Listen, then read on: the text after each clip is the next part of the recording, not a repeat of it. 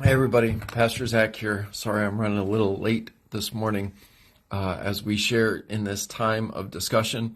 As always, it is open for you. It is open for you to share your thoughts, your questions, your smart remarks. What brings you joy? What is challenging you today?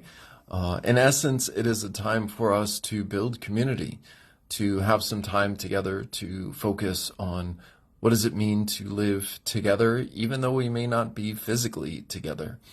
One of the things that I think the last few years have taught us is the ability to connect more broadly, but also to have that ability to connect more deeply, to have these moments of opportunity to use technology, to use uh, these tools, which is what technology is to focus on engaging one another. And what does it mean to be connected and to belong? I was really struck this week by a quote from Brene Brown. She says, belonging doesn't require us to change who we are. It requires us to be who we are. And I think that's really important for today's world, for humanity, but I think also for the church, because I think often the church expects us to conform, to fit into a specific mold or a specific understanding, yet God seeks for us to be who God created us to be. That God seeks us to share in the gifts. Good morning, Patty. It's good to see you on. And you too, Gail. To see the gifts that we have been given and to be enlivened by them, to share them, to find ways forward. And I think, good morning, Lottie. You know, what does it mean to you to be who you are, to not be required to change, but to be who you are and to be in a community that is centered around you being who you are? And I think the church, we need to remember that, but also we need to celebrate that. The people, each of us, to be who we are. And Dave, I saw your post. That was pretty hilarious. So thanks for sharing that one. But to find an opportunity, to find ways forward, to live together in community, no matter how near or how far, to have these opportunities to connect, but to also know that we are part of a community that invites and encourages us to be who we are, to be who God created us to be, to have opportunities to live into what it means for God to have part of this, part of us, all of us, to be engaged in something bigger, not because we have to fit into a mold, but because that place needs who we are because of the gifts that God has given us. That we are called to belong and to share and to get feedback and to be cared for and to care for others.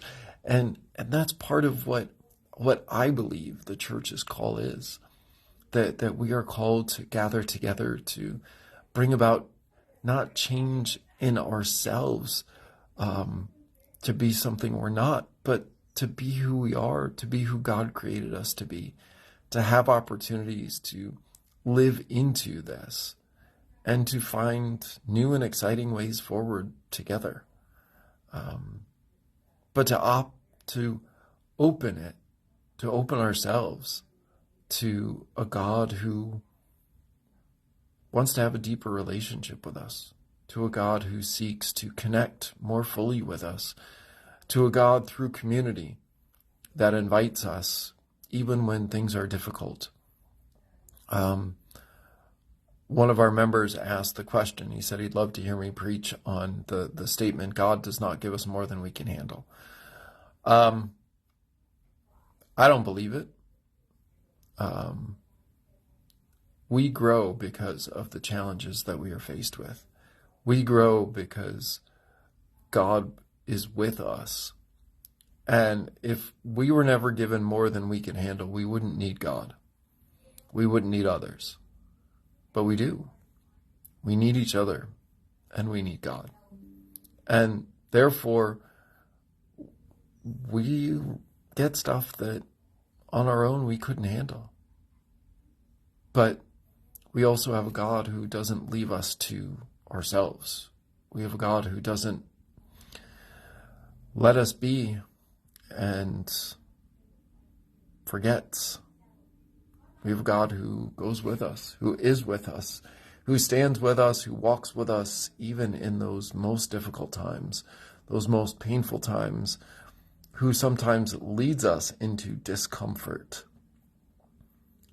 and yet doesn't leave us alone, doesn't ignore us, doesn't push us to the side, but is there to offer care and grace and hope and promise, and to show us love.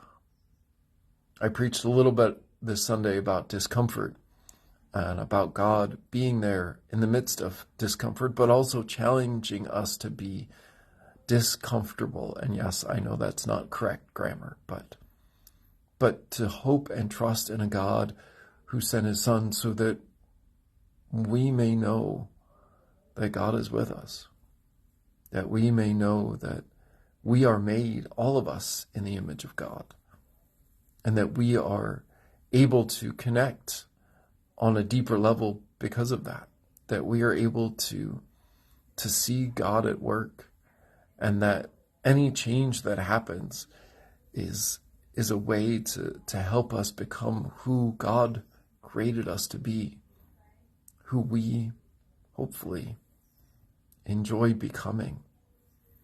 Because that's all part of it. It's the journey of getting there, of getting to who God is encouraging us to be, of what it means for us to share in that.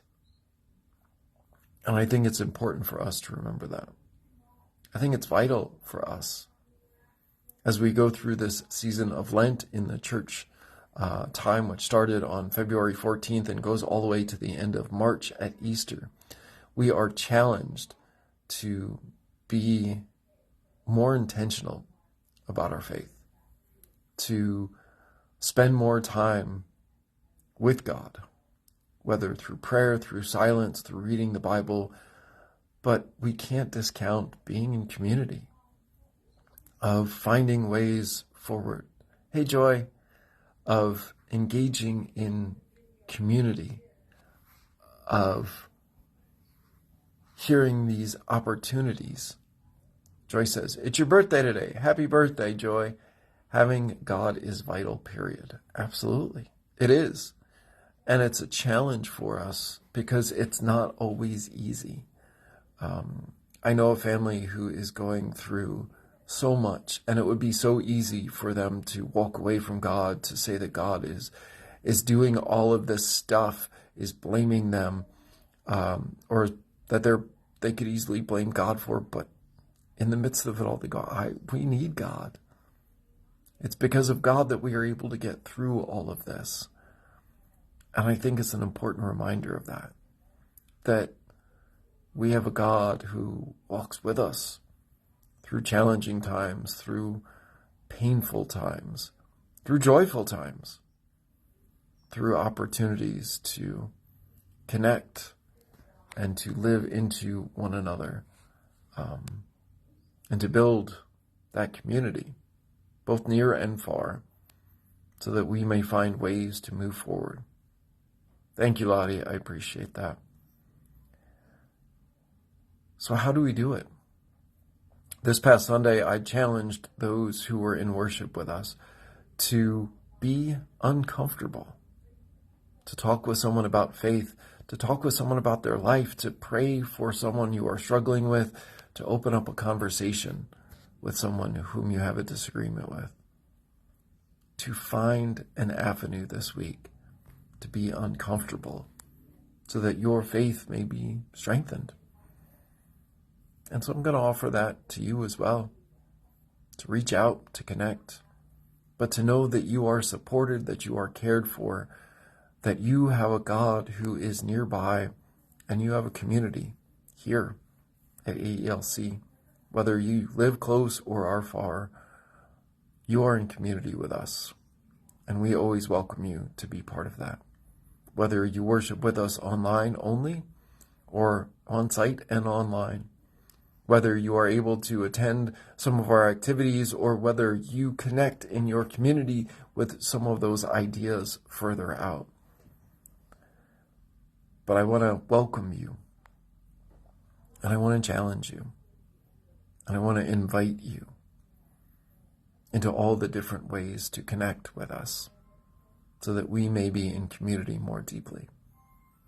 I invite you to join us this Wednesday at 6 o'clock for our soup and bread meal, and worship and discussion usually is about an hour, a little bit more, a little bit less, depending on the type of conversation we're having.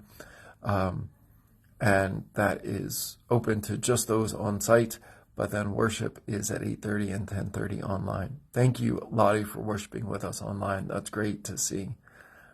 And to find avenues to continue to strengthen those bonds and those connections as we move forward through this Lenten season. I invite you all to share this if you are so moved, but to be challenged by it as well, so that we may challenge others to grow in our faith, in our lives, and in our relationships together. Take care, everybody. Have a great day. God bless. We'll see you soon.